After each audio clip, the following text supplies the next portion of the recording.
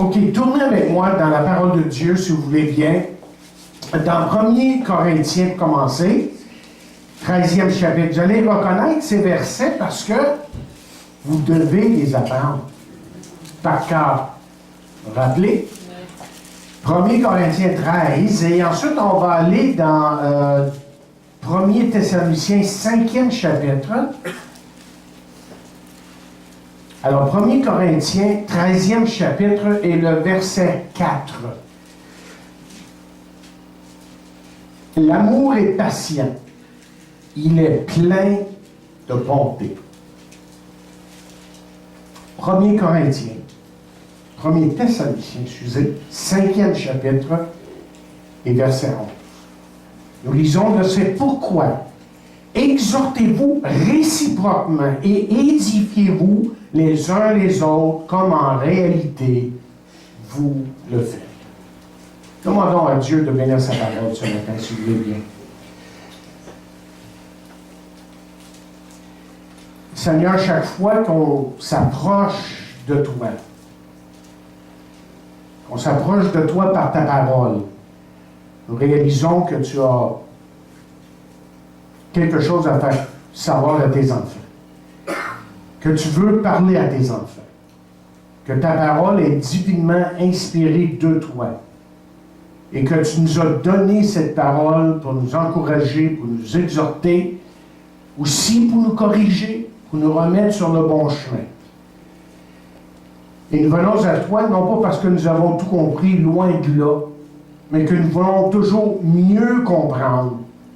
Nous voulons vraiment avoir ta pensée. Saisir ta pensée, non seulement dans nos pensées, mais dans notre cœur. Parce que nous voulons agir sur ces paroles et te glorifier, Seigneur, en toutes choses. Regarde-nous ce matin, Père.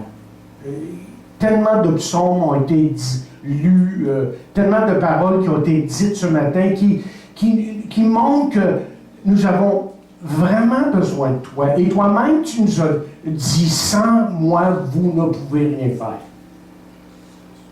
Et nous ne pouvons rien faire sans toi. Et c'est pour ça que même cette parole-ci, nous la remettons entre tes mains. Nous voulons, Seigneur, que tu puisses parler à tes enfants, à celui d'abord qui la donne, pour que tu sois glorifié. Je te prie, Seigneur, d'être là. Je sais que tu l'es. En ce moment, dégage toute pensée négative, toute chose qui pourrait obstruer l'œuvre de ton Saint-Esprit dans nos vies. Et je le prie dans le nom de Jésus. Amen. On raconte qu'un jour, un homme a décidé de devenir moine chez les trappistes. Évidemment, il devait faire le vœu de pauvreté et du célibat.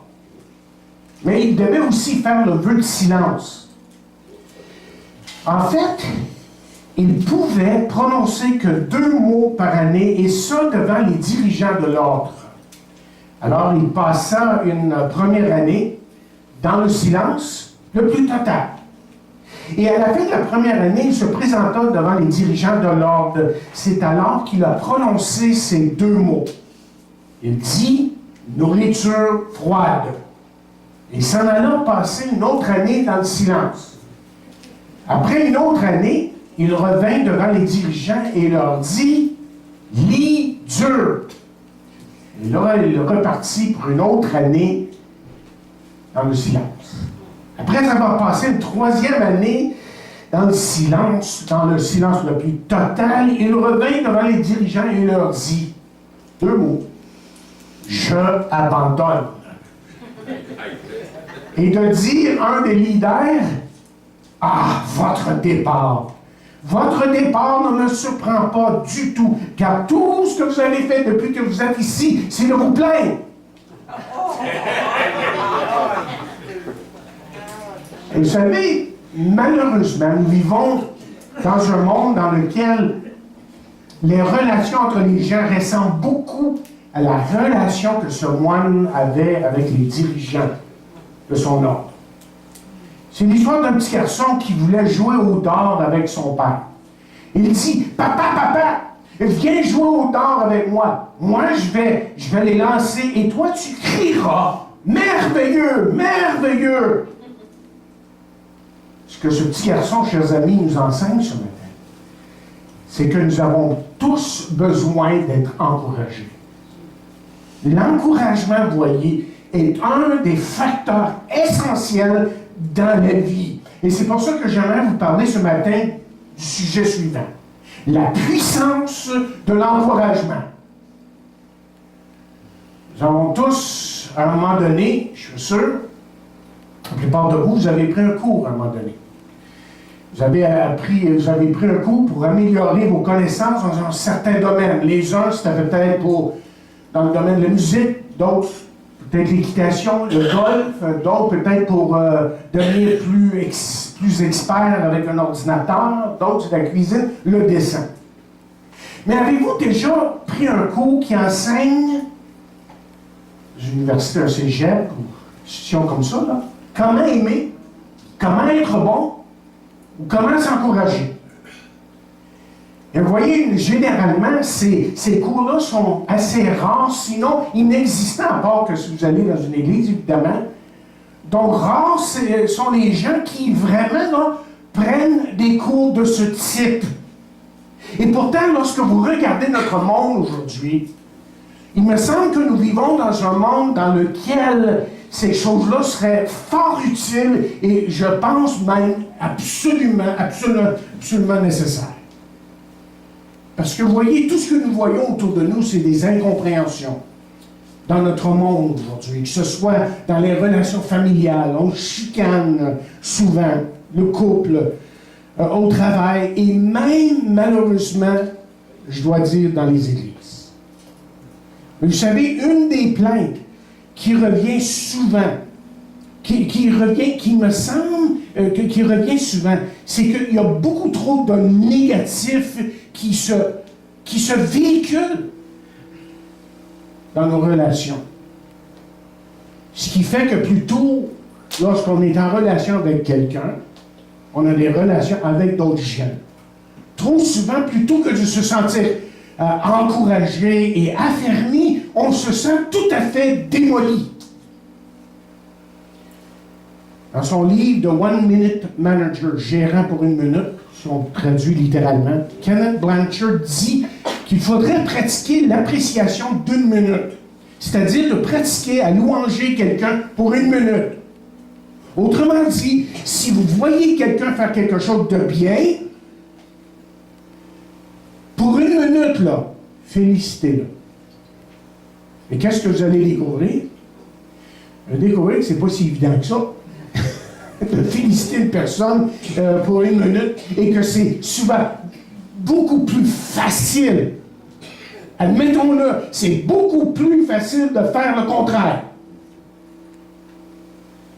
Mais évidemment, lorsqu'on regarde dans la parole de Dieu, chers amis, nous voyons bien, lui, que Dieu veut que nous ayons de bonnes relations. Surtout entre frères et sœurs. Des relations qui soient sincères. Des relations qui soient vibrantes avec même tous les gens autour de nous.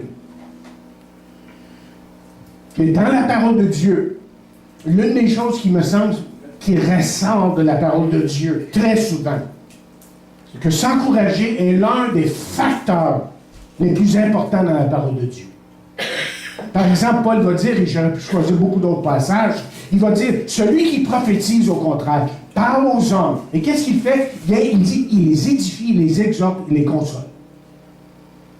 Et vous voyez, chaque fois qu'un prédicateur se met derrière une chaire ou cette tribune-là, lorsqu'il fait ça, là, son but, lui, normalement, s'il fait bien son job, c'est d'encourager, c'est d'exhorter, c'est de relever le peuple de Dieu et l'emmener à Dieu, et l'emmener à des bonnes relations entre eux.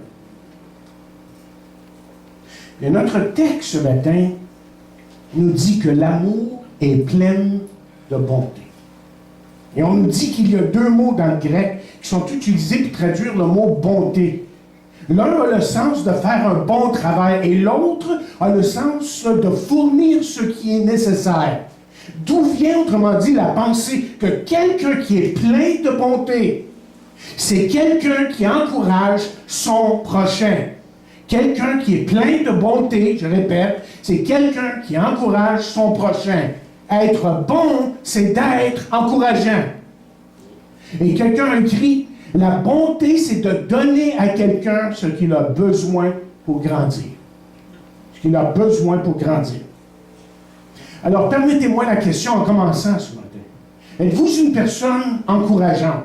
C'est-à-dire, êtes-vous une personne qui sait encourager son prochain? Parce que je me trouve trop souvent, et même dernièrement, je me suis trouvé à dire, bien au moins à 2 personnes, de leur dire quelque chose comme suit. Pourquoi est-ce que tu t'abaisses comme ça? Et pourquoi est-ce que tu abaisses les autres comme ça? C'est complètement inutile et destructif ce que tu fais. C'est vrai que les circonstances sont... les circonstances de la vie sont difficiles parfois. Hein, sont négatives, ça ne marche pas, c'est difficile, puis on languit, je sais, on vit tout ça à un certain moment. Le problème, c'est que si on se laisse embarquer, si on se laisse comme embarrer par le négatif, ce négatif-là, vous savez, commence à atteindre les autres. Par exemple, même les membres de notre Église. Quand on a juste à prendre l'exemple d'un enfant. Ça, on va le voir plus clairement. Si un enfant est constamment critiqué, vous savez ce qu'il apprend? À critiquer, à condamner. Si un enfant vit dans l'hostilité, il apprendra à se battre. Et si un enfant vit dans la crainte, il va apprendre à soupçonner les autres autour de lui continuellement. S'il vit dans la jalousie, il va vivre dans la culpabilité. S'il vit dans la pitié, là, toujours prendre pitié, là, il va s'apitoyer continuellement sur lui-même. Mais si un enfant, chers amis, est encouragé, il va apprendre à avoir confiance en lui-même. Si un enfant vit dans une atmosphère de tolérance, il va être patient. S'il est loué, il apprendra à apprécier les autres. S'il est approuvé, bien, il va apprendre à s'aimer lui-même. S'il est reconnu pour ses efforts, il apprendra à se fixer plus tard dans la vie des buts. Et s'il reçoit ce qui est juste dans la vie, si on le traite d'une façon juste, bien, il va être juste plus tard dans sa façon d'agir avec les gens. S'il vit avec l'honnêteté, il apprendra à dire la vérité. S'il vit dans une atmosphère sincère, il va apprendre à être vrai devant les gens. Et s'il vit, en fin de compte, dans la bonté, bien, il va apprendre à aimer son prochain. Mais revenons à notre définition ce matin du mot bonté. La bonté, vous vous rappelez ce que j'ai dit? C'est de donner à quelqu'un ce qu'il a besoin pour grandir. Et j'aimerais ce matin vous suggérer 4 choses. 4 choses que les gens ont besoin pour grandir. Choses qu'on peut offrir, à ceux qui nous aiment, qui sont autour de nous, que ce soit ici ou ailleurs. Et choses surtout qu'on peut offrir, évidemment, dans le contexte de notre foyer, si je peux être plus spécifique, et choses qu'on peut offrir aux gens de notre Église locale. Donc la question est celle-ci, tout simplement. Juste pour fixer nos pensées, là, c'est comment puis-je être une personne qui encourage son prochain? Comment est-ce que je peux être une personne encourageante? Et la première chose, c'est ceci. Motivez-les positivement. Motivez-les, je dis bien, positivement. C'est-à-dire, montrez-leur que leur vie compte pour quelque chose.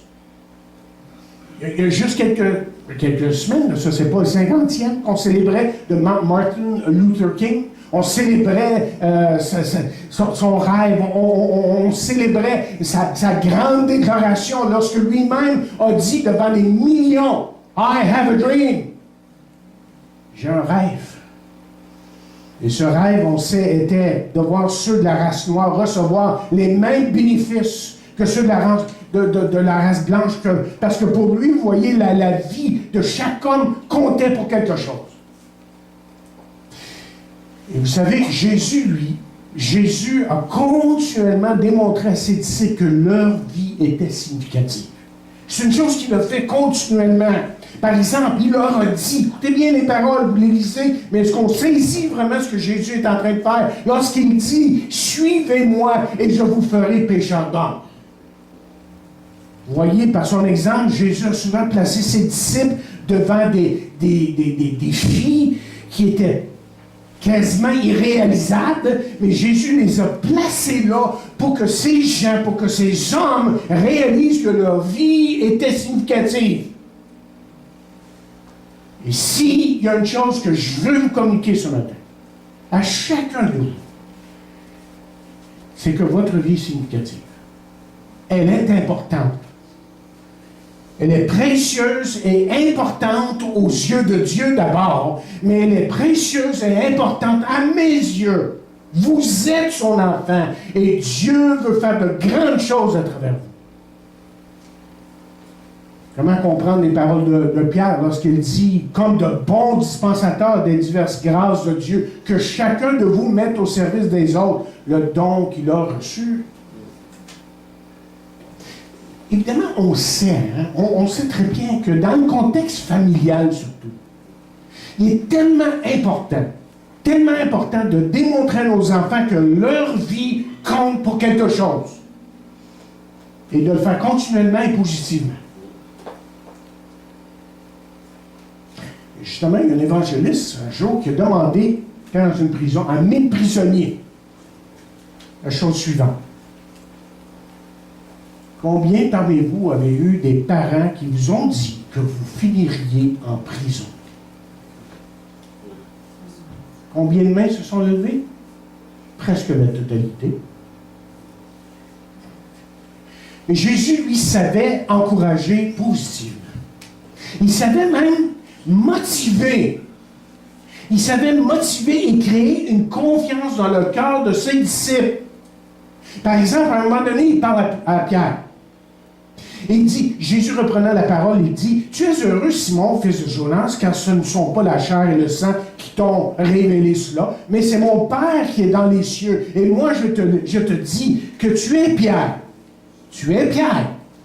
Et que sur le roc, ce roc, je bâtirai mon église, et que les portes du séjour des morts ne prévaudront point contre elle. Je te donnerai les clés du royaume des cieux. Ce que tu lieras sur la terre sera lié dans les cieux. Ce que tu délieras sur la terre sera délié dans les cieux. Ici, ce que nous voyons, c'est Jésus qui est en train d'affermir Pierre, de lui dire qui il est, un nouveau nom, de lui dire une nouvelle mission, et Jésus lui dit aussi ce qu'il va faire dans l'année. Peut-être pas tout compris, là. Peut-être pas tout saisi sur le coup, mais plus tard, elle allait comprendre. Jésus savait encourager et motiver. La deuxième chose que je dirais ce matin qu'il faut faire pour encourager, c'est croyer en eux pour qu'ils aient confiance. Et on a lu tantôt. Notre texte nous disait, c'est pourquoi exhortez-vous réciproquement et édifiez-vous les uns les autres comme en réalité vous le faites. Et vous savez, il y a plusieurs façons pour s'encourager, pour indiquer à une personne notre appréciation. Ça peut être une petite note qu'on lui laisse dans sa boîte à lunch. Ça peut être un courriel, parce qu'aujourd'hui, on est rendu moderne. Hein? Un texte. On texte, moi, de temps en temps. Ça m'arrive maintenant. Un coup de téléphone, évidemment, une petite tape sur l'épaule. Mais juste un petit mot là, qui fait en sorte que la personne se sent appréciée. Vous savez, à travers les années, j'ai reçu des cartes, des petits mots de mon épouse et de mes enfants. De temps en temps, il m'arrive, j'en garde plusieurs. J'ai gardé une lot de ces cartes et notes et tout ça. Puis je regarde, et chaque fois que je les regarde, là, ça me fait sourire un petit peu. Ça m'encourage. Hey, c'est comme ça qu'ils pensent de moi. OK, on continue. Et dans la parole, il y avait Dieu qui savait encourager son peuple. Et les individus qui, à certains moments, étaient vraiment découragés. Et, chers amis, ça nous arrive d'être découragés, évidemment. Regardez ce texte, c'est à propos de Gédéon. Il dit, puis l'ange de l'Éternel, puis vint l'ange de l'Éternel, et il s'assit sous le térébinthe d'Ophra, qui appartenait à Joas, de la famille d'Abiézer. Gédéon, son fils, battait du froment au pressoir pour le mettre à l'abri de Madian. L'ange de l'Éternel lui apparut et lui dit, l'Éternel est avec toi, vaillant. Vous voyez comment il l'encourage? Vaillant héros. Et lui, il ne se sentait pas vaillant héros, mais pas pour une minute. Parce qu'il va dire, « Oh, mon Seigneur, si l'Éternel est avec nous. » Hey, là, je te crois pas. C'est à peu près ça qu'il est en train de dire. Pourquoi toutes ces choses nous sont-elles arrivées? Et où sont tous ces prodiges que nos pères nous racontent quand ils disent « L'Éternel ne nous a-t-il pas fait monter hors d'Égypte? Maintenant, l'Éternel nous abandonne et nous livre entre les mains des Madians. » Et l'Éternel, se tournant vers lui, lui dit, « Va avec cette force que tu as et délivre Israël de la main de Madian. N'est-ce pas moi qui t'envoie? » Gédéon n'est pas convaincu du tout. « Oh, mon Seigneur! Avec quoi délivrai-je Israël? Voici ma famille est la plus pauvre en Manassé. » Peut-être dit ça ici à un moment donné. On est les plus pauvres. Et je suis le plus petit dans la maison de mon père. Ah, moi, je ne suis pas capable. Et l'Éternel lui dit demain, « Mais je serai avec toi, et tu battras Madian comme un seul homme. » Et la différence, c'était la différence pour Joseph, c'était la différence pour David, c'était la différence pour Daniel, c'était la différence pour Gédéon. L'Éternel est avec lui, et ils ont pu aller de l'avant. Et quelqu'un dit qu'il y a 3 éléments à l'encouragement. Il faut d'abord que ce soit sincère, pas seulement de la flatterie. Quelqu'un dit, je loue fort et je critique doucement. Il faut que ce soit régulièrement. Troisièmement, il faut que ce soit pour quelque chose de spécifique. Alors, lorsqu'on voit quelque chose de bien, qui nous plaît et qui est correct, de dire merci. Vous allez dire, c'est banal de dire ça, mais moi, j'avais une secrétaire, justement, puis elle me racontait souvent, une autre église, comment que jamais est-ce qu'elle recevait de remerciements pour un repas. Ah, cette année, elle n'en faisait plus. C'est ça qui arrive. Ça ne prend pas grand-chose de dire merci, puis c'est bon, puis c'était la meilleure, puis, et toutes des petites choses comme ça, mais ça encourage, et c'est notre devoir de le faire, surtout en tant qu'enfant de Dieu. Une petite fille, elle, a appris ce que c'était d'avoir confiance. En montant pour se coucher un soir, elle dit, « Je m'en vais me coucher, mais je vais prier avant. » Est-ce que quelqu'un a besoin de quelque chose? Je ne pas saisi, hein? Elle a confiance, elle, hein? Ça va prier, là. Est-ce que quelqu'un a besoin de quelque chose? On va prier, là. Dieu va répondre.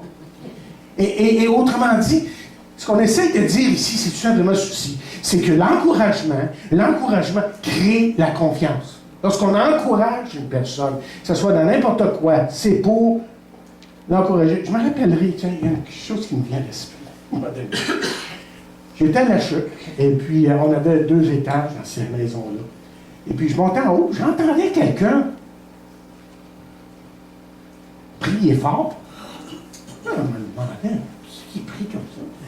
Monte en haut. J'entends-tu mon David dans sa chambre, en train de prier fort? Puis là, il a su plus tard, pas que j'ai ouvert la porte. J'espère que je ne l'ai pas fait. Mais, en tout cas, j'ai fait quelque chose pour qu'ils disent, « Ah, ben là, tu m'as entendu. » Je m'appelle.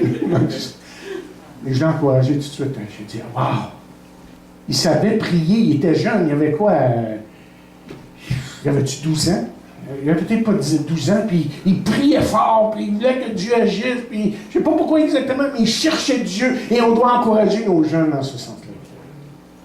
L'encouragement crée la confiance. Parce que Paul dit ceci, il dit, cherchons au contraire à être agréables au prochain. Cherchons au contraire à être agréables au prochain. Pensons à ce qui lui fait plaisir et qui contribue à son vrai bien. Une telle attitude constructive nous soudera les uns aux autres et édifiera notre communauté. Vous voyez, ça fait l'encouragement, c'est ça. Lorsqu'on s'encourage, et même quand ça ne nous tente pas, on le fait. Ça ne nous tente pas tout le temps.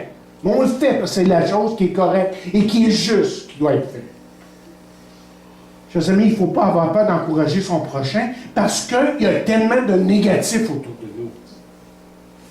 Laissez-moi vous demander, quand avez-vous encouragé quelqu'un dernièrement? Juste vous asseoir avec cette personne-là, lui dire, là, j'aimerais t'encourager. Lui dire vraiment que vous l'aimez peut-être d'abord et ensuite de l'encourager dans ce que Dieu est en train de faire dans sa vie ou ce qu'il fait pour Dieu. N'importe quoi, mais encouragez-le. Et ensuite, troisièmement, offrez des conseils pratiques. Il y a tellement de versets dans la Bible pour nous montrer que c'est choses qu'il faut faire, c'est d'encourager notre prochain. Par exemple, la Bible dit « L'homme s'affine au contact de son prochain, tout comme le fer se polit par le fer. Celui qui répond franchement donne une preuve de son amitié. » Ensuite, on lit dans le psaume 141, verset 5, « Si le juste me reprend, il me prouve son amour, qu'il me fasse des reproches, c'est un parfum sur ma tête que je ne refuse pas. » Une critique, évidemment. Une critique qui est mal faite peut détruire une personne. Si elle est faite juste pour faire une remontrance, montrer qu'on sait quelque chose, si c'est fait avec arrogance, ou si c'est fait, cette critique-là, juste pour emmener la personne à accepter notre opinion, et c'est quelque chose qui, tôt ou tard, détruit. Vous voyez, il est possible d'être positif tout en apportant une critique. Et comment le faire? Bien, quelqu'un dit, surtout en évitant de juger la personne. C'est en disant à la personne que ce n'est pas elle que vous jugez, mais son attitude et ses actions. Et encore, je vous dirais ce matin que si vous allez faire ça, que si vous n'allez pas le faire avec amour et avec tact, taisez-vous. Ça va bien. Ça va aussi mal. Allez dire à quelqu'un, ben, tu devrais faire ça, puis tu le dis avec arrogance. Tu vas te montrer, moi, là, comment tu dois être. Ça vaut rien, ça. Si c'est pas fait avec amour, oubliez-le. Oubliez de le faire. Parce que ce qui est important, c'est d'affirmer la personne tout en corrigeant un certain comportement, évidemment. Puis on a l'exemple, par exemple, dans le football. Okay, j'aime beaucoup le football. Je suis les Alouettes. J'ai oublié de mettre ma machine pour l'écouter après-midi. Mon tape. OK. Parce qu'ils jouent quand je ne serai pas là. Pas grave. On peut se passer de ça. Mais prenez un coach de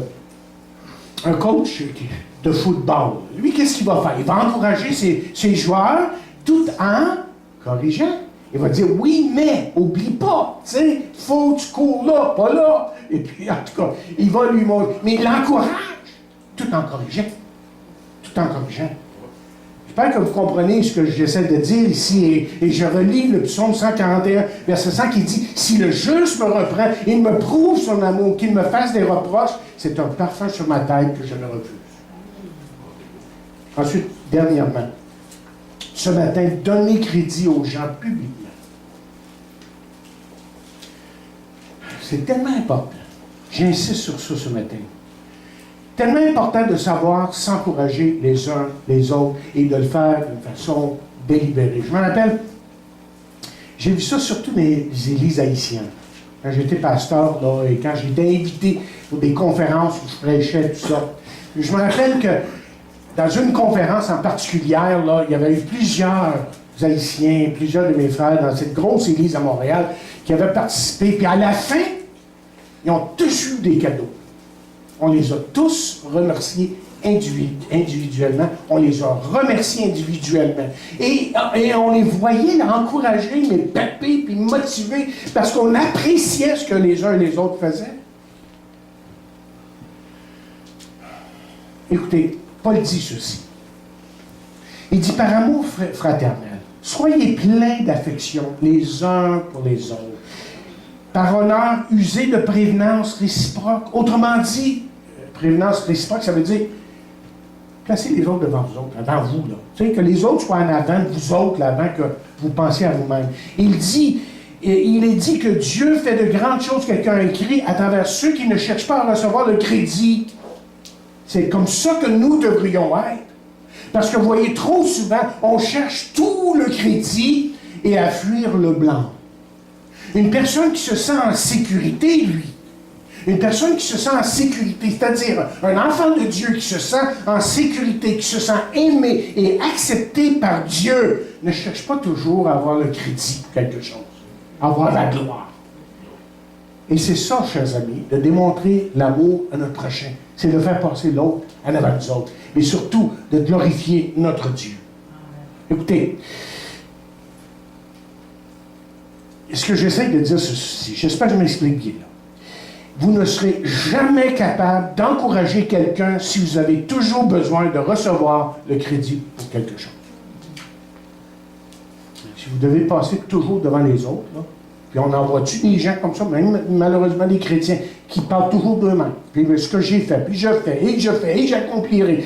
Tandis que ce qu'on va faire ensemble, hein, on est une équipe, puis on veut faire tout pour la gloire de Dieu. Oui, c'est vrai, l'amour, c'est quelque chose qui peut nous coûter, mais en même temps, qui peut apporter tant de bénédictions. Écoutez la parole de Dieu qui nous dit dans Hébreux, 10e chapitre, verset 24, dans la traduction, le livre, en réponse à tout ce qu'il a fait pour nous, rivalisons le bienveillance, soyons toujours serviables et faisons le bien. Et vous savez, si on appliquerait ces paroles-là, là, tout à fait à la lettre, il n'y aura pas de problème dans le monde, il n'y aura pas de problème dans l'Église. Imaginez une Église où les gens sont en compétition pour faire le bien. Ils veulent toujours bénir l'autre. Ça m'est venu à l'esprit ce matin, en révisant le message, à l'esprit ce matin, bon, OK, il y a un type qui a besoin de faire réparer son auto. Puis là, il y a quelqu'un qui lui offre de réparer son auto. Il est très content. Et là, il la regarde et il dit, oui, mais je sais que toi, t'as un diesel, puis il va mal, hein? On va l'arranger pour toi. Puis là, le gars, il dit, ouais, mais je sais que, comment je veux dire ça, là? Il dit diesel, c'est vraiment venu comme ça, hein? Il dit, t'as un diesel, ah ben toi, je sais que t'as un autobus, donc moi, on m'a réparé ton autobus. Vous comprenez, l'idée, c'est toujours de dire, hey, m'en faire plus que toi, là, parce que je veux te bénir. On serait comme ça, là. J'aimerais vous lancer en terminant ce matin un défi. Réfléchissez pour un instant. Pensez à une personne que vous pourriez encourager cette semaine. Prenez un instant. Vous l'avez dans votre tête? Pensez à une personne que vous pourriez encourager cette semaine. Et c'est vrai que vous connaissez ses défauts. Mais pensez plutôt à ses points forts et là où vous pourriez l'encourager. Encore la question revient. Quelle sorte de personne êtes-vous? Êtes-vous une personne qui détruit les gens? Ou qui encourage les gens? Quelqu'un a dit ceci. Si tu me flattes, je ne te croirai peut-être pas. Critique-moi et je ne t'aimerai pas peut-être. Ignore-moi et je ne te pardonnerai peut-être pas. Mais encourage-moi et je ne t'oublierai jamais. Et il y a un verset dans la Bible qui dit ceci, l'homme bon fait du bien à son âme. Autrement dit, une personne qui est pleine de bonté. Hein? C'est une personne qui est heureuse. J'ai jamais vu une personne, moi, qui encourage son prochain et qui est malheureuse. J'ai jamais vu ça. Donc, le défi pour nous en tant qu'Église, mais en tant qu'individu, là où que Dieu nous dirigera. Soyons des hommes et des femmes reconnus pour leurs encouragements. Parce que vous voyez, les gens ne se rappelleront pas qu'on a été ci et ça, qu'on a été pasteur, qu'on a été président, qu'on a été directeur. Mais ils vont certainement se rappeler si on a été une personne qui encourageait son prochain. On raconte que Tolstoï, un grand écrivain russe, passait dans la rue un jour. Et ça s'est adonné qu'il passait devant un mendiant qui l'interpella pour l'aumône, évidemment. Et Tolstoï a commencé à fouiller dans ses poches. Comme moi, là, présentement. Pas un sou. Alors, il dit au monsieur qui était là devant lui, ce mendiant, il dit « Ah, mon frère, j'aurais voulu vous aider, mais je n'ai pas de sou. » Et tout d'un coup, le visage du mendiant s'est allumé. Puis il l'a regardé, puis il a dit, « Mais monsieur, vous m'avez donné plus que vous imaginez, parce que vous m'avez appelé frère. » Ça prend pas grand-chose, des fois. Hein? C'est un petit mot d'encouragement. Et la Bible dit ceci, car Jésus qui purifie les hommes de leurs péchés, et ceux qui sont ainsi purifiés partagent la même humanité. C'est pourquoi il n'a pas honte de les appeler ses frères. Lorsqu'il a dit à Dieu, je proclamerai à mes frères, quel Dieu tu es. Je te louerai dans la grande assemblée. Que Dieu nous encourage à être des hommes et des femmes qui s'encouragent. Donc faites attention dans vos paroles, dans vos propos, dans vos gestes, dans votre visage même. Manière que vous regardez les gens, de toujours encourager. Vous êtes appelés à ça en tant qu'enfants de Dieu. Pour qu'ensemble, nous puissions aller de l'avant dans la grâce et l'amour de Dieu. Prions.